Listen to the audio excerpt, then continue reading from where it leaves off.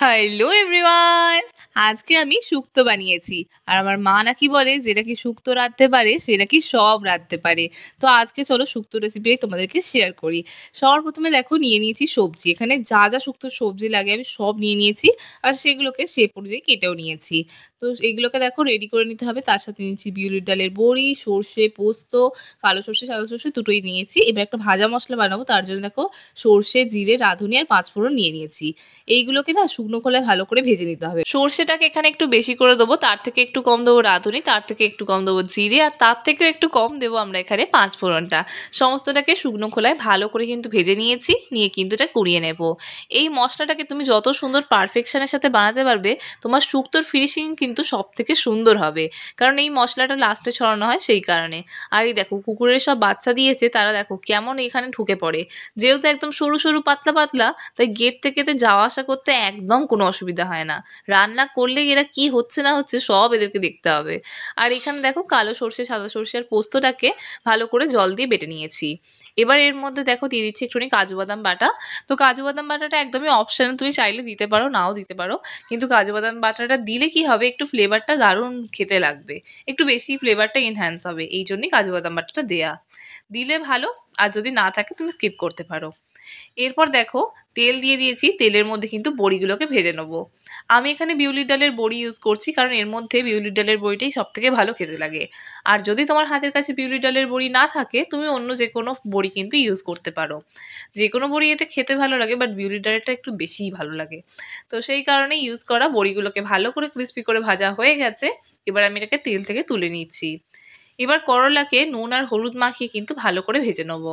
এখানে দেখো ছাঁকা তেলের মধ্যেই কিন্তু আমি সব সবজিগুলোকে ভাজবো। আর এতে কিন্তু খেতে খুবই দারুণ লাগবে।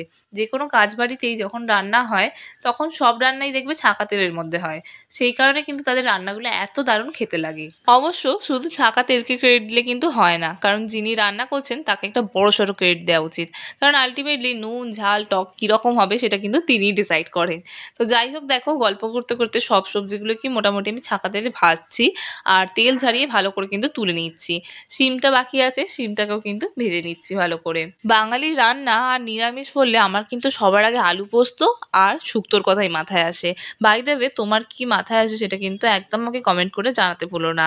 শিমটা দেখো ভেজে নিয়েছি, এবার শিমটাকেও কিন্তু তেল থেকে ভালো করে ঝারিয়ে একদম তুলে নেব। এই তেলের মধ্যে কিন্তু সব কিছু আমি ভেজে নেবো, দেখে নেবে। এই দেখো আলুটাও দিয়ে দিলাম, আলুটাও ভালো করে একদম গাগুলোকে ভেজে নিয়েছি। তোমার যদি মনে হয় তেলের একটু প্রয়োজন হবে, তখন কিন্তু তুমি এক্সট্রা তেল লাগলে দিয়ে দিও। এরপর কাঁচকলাটা দিয়ে দেবো, গাজর, আর এখানে দেখো মূলোটা দিয়ে দিচ্ছি, আর দিচ্ছি বিনস। দিয়ে সমস্তটাকে কিন্তু ভালো করে ভাজবো। তার মধ্যে হ্যাঁ ডাঁটাটাও আছে, ডাঁটাটাকেও কিন্তু ভেজে নিতে হবে। তো ভালো করে দেখো ভেজে নিচ্ছি, আর এগুলোতে আমি ভালো করে একটু নুন মাখিয়ে নিয়েছি। নুন মাখিয়ে কিন্তু ভাজছি। ভাজা হয়ে গেছে, কড়াটা একটু পরিষ্কার করে নিয়ে এদের মধ্যে একটু তেল দিয়ে দিতে হবে। এবার তেল দিয়ে এখানে দিয়ে দিচ্ছি তেজপাতা, শুকনো লঙ্কা আর পাঁচ ফোড়ন।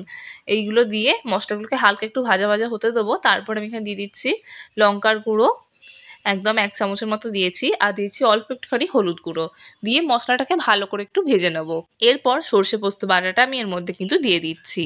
দিয়ে এইটাকে কিন্তু ভালো মতো করে কষিয়ে নিচ্ছি। ততক্ষণ ধরে কষাবো যতক্ষণ না সর্ষে পোস্ত কাঁচা গন্ধটা চলে যায়। এবার কাঁচা গন্ধ চলে গেলে আমি এখানে ভাজা আলুগুলোকে কিন্তু দিয়ে দেবো। দিয়ে ভালো করে কিন্তু মশলার সাথে একদম মিক্স করে নেবো, এরকমভাবে খুন্তি দিয়ে। ভালো মতো করে মশলাটা মিক্স করে নিয়েছি। এবার এর মধ্যে দিয়ে দিচ্ছি জল। জলটা দিয়ে দিচ্ছি কারণ একদম ড্রাই হয়ে গেছে, আলুগুলো একটুখানি সেদ্ধ হবে, কারণ আলুগুলো তো শুধু গাগুলো ভাজা হয়েছে সেই কারণে। আর আলুগুলো মশলাটা একটু সোক করবে। ঢাকা বন্ধ করে কিছুক্ষণ একটু ফুটিয়ে নেব।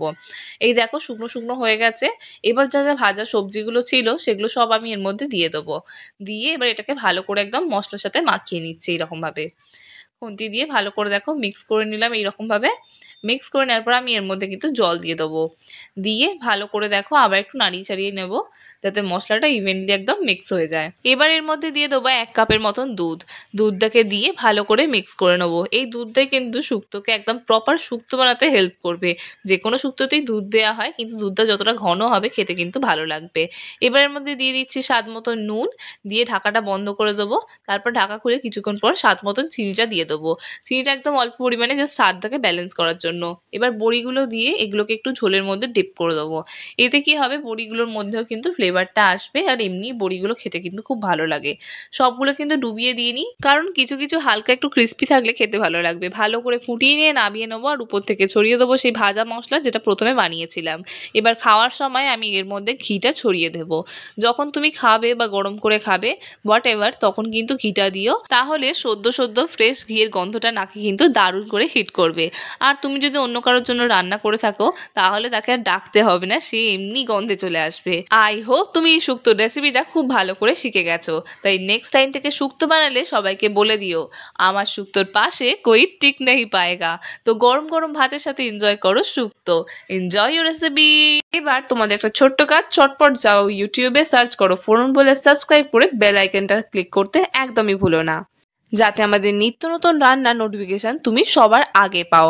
আর তুমি যদি আমাদের ভিডিও ফেসবুকে দেখে থাকো তাহলে আমাদেরকে ফলো করে দিও। And don't forget to like, comment and share. ইতি তোমার ফোরন। বাই।